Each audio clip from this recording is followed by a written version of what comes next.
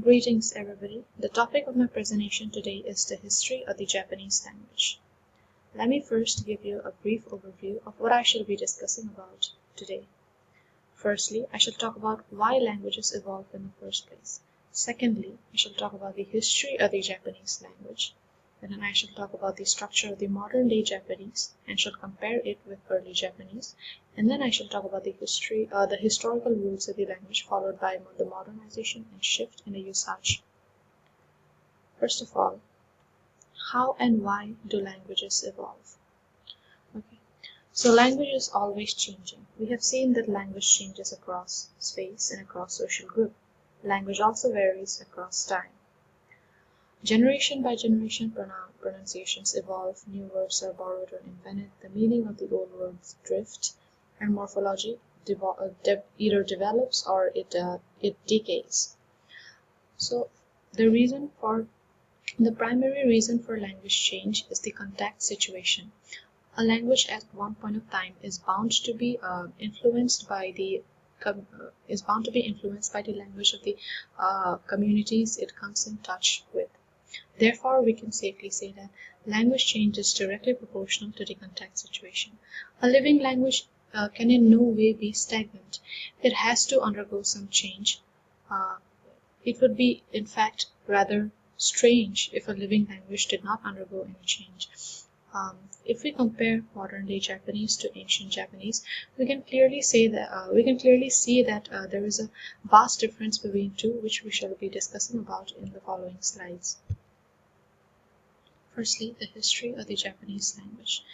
The origins of the Japanese language is a topic of heated debate and heated discussion amongst many language theorists. The hypothesis that Japanese has evolved from Korean is a rather strong one because both of them share significant features such as the general structure, the vowel harmony, the lack of conjunctions, and the extensive use of honorific speech, which reflects the rank of the listener.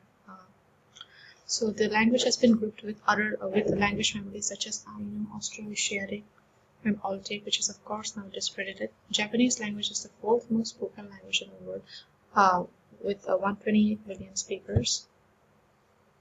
So let us now discuss about the structure of the modern day Japanese. In order to make a synchronic study of the Japanese language, a diachronic study is a must. Japanese language, Japanese writing or Japanese orthography has been in fact borrowed from Chinese. The vowels and consonants in the language. Modern day Japanese has 5 pure vowels: A, E, I, O, U. They are important for distinguishing between different words. The Japanese language uses the phonological method of vowel lengthening or consonant lengthening to distinguish between words. Let me give you an instance. For example, the word biru stands for building, whereas biru with a lengthened E vowel means beer. Japanese consists of evenly stressed syllables, which implies that it is not a tonal language. Each syllable in Japanese ends with a vowel. That is, each syllable is an open-ended syllable. For example, Nagano and Utsukishi, which means beautiful. Let us now discuss about the orthography in the Japanese language. The Japanese orthography is a liberal mixture of 3 separate systems: the kanji, the kana, and the katakana. The kanji characters mostly consist of ideographs. We must remember that each of these ideographs each of these characters visually matches with the actual objects that they are referring to. For instance, let me show you in a chart. In the second row, the character for mountain actually matches the shape of the actual objects, which are mountains, with low, high, and then low peaks again. Similarly, all of these characters like river, sun, rain, water, fire has a striking resemblance to the actual objects that these characters are attempting to represent. Now let us talk about the katakana and the hiragana scripts. The katakana characters were mainly used for transcribing foreign words because the pre-existing kanji characters could not represent the foreign words. For instance, it is used for words like teruvi, which means television, since these characters are shaped like swords or katakanas, hence the name. Hiragana again was used for writing inflections and native Japanese words where kanji cannot be used. For example, the verb kakimasu. The root verb, the root or the word kaki is written in the kanji script, whereas masu is written in hiragana. The masu is the inflection, and both of them, both of these kanji and hiragana characters come together to form the phrase to write. The early written language. No Japanese characters existed prior to the existence of the Chinese characters. The Chinese characters were introduced in Japan by the Chinese immigrants around the 7th century AD, and they were first used by the Japanese noblemen to write their names, etc. The earliest Japanese works are the Kojiki, written in AD 712, and the Manishi after 1771. Both of them were written by Komatsu in 1970.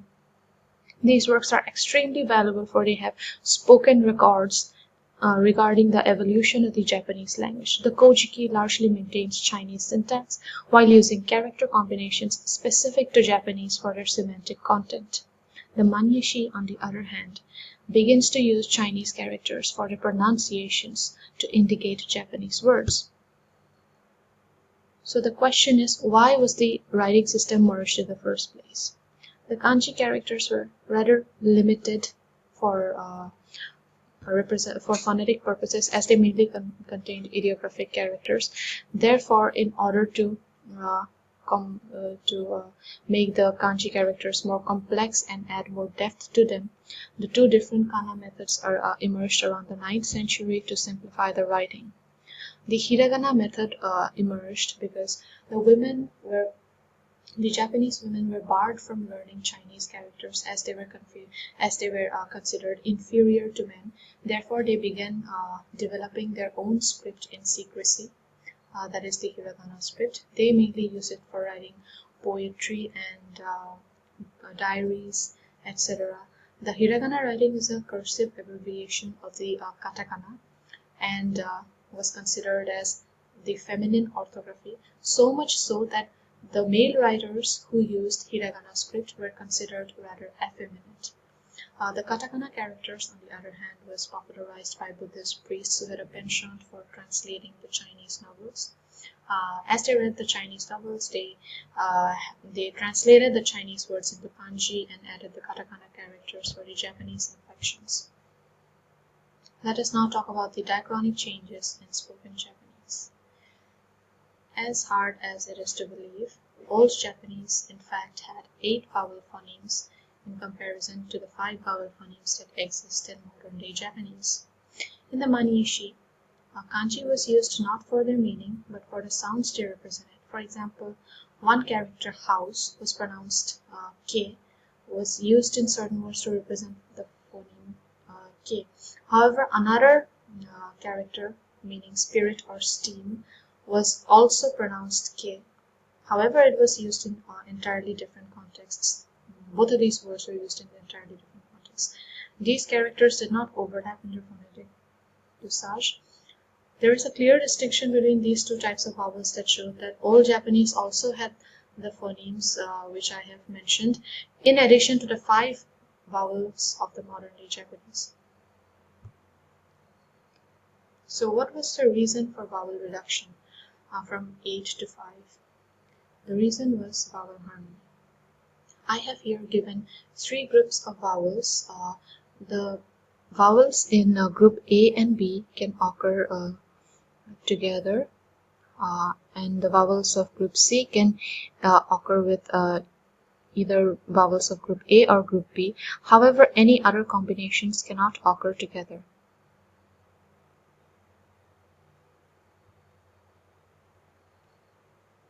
Again, let us talk about the recent semantic changes that has taken place in Japanese. In any language, if the changes if any change in languages take place, the change generally targets the intensifiers, the descriptors, or the colloquial expressions. However, the grammatical patterns and structures, that is the core characteristics of the language, remain same. Let me give you an example of a semantic change of a word. The word zenzen had an earlier negative connotation, which meant to say not at all. I cannot do it at all. It is totally undoable. However, in the contemporary meaning, it denotes something positive. It means not a problem. I can totally do it. Again, the addition of loan words from Japanese is another example of the language change. For example, the word korokke, meaning croquet, or the word cabaret, meaning cabaret, etc.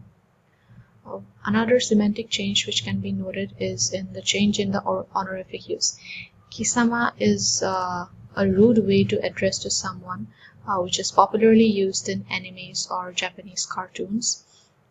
However, in earlier days, it used to be an honorific way to say you. This was about 200 to 400 years ago. A common way to end sentences is de gozaru, and it was previously used at the end of sentences. For example, if I were to say, my name is Shreya, I would have said, Watashi no namae wa Shreya de gozaru. However, nowadays, instead of de gozaru, desu is used. So now I would say, Watashi no namae wa Shreya desu. De gozaru was a term mostly used by ninjas in the earlier days. Therefore, coming to my conclusion, I would like to say that Japanese is certainly changing little by little as time passes, but we must rest assured, for this phenomena is not at all strange. Like I said, it would be considerably stranger if it never changed at all, for every living language is bound to change. So these are my references. I have mainly learned a lot from a blogspot named Gaijin Blogspot, and the research journal, The Japanese Language Through Time, which is written by Samuel E. Martin, which is highly informative about the phonological change in the Japanese language. Thank you for giving your precious time.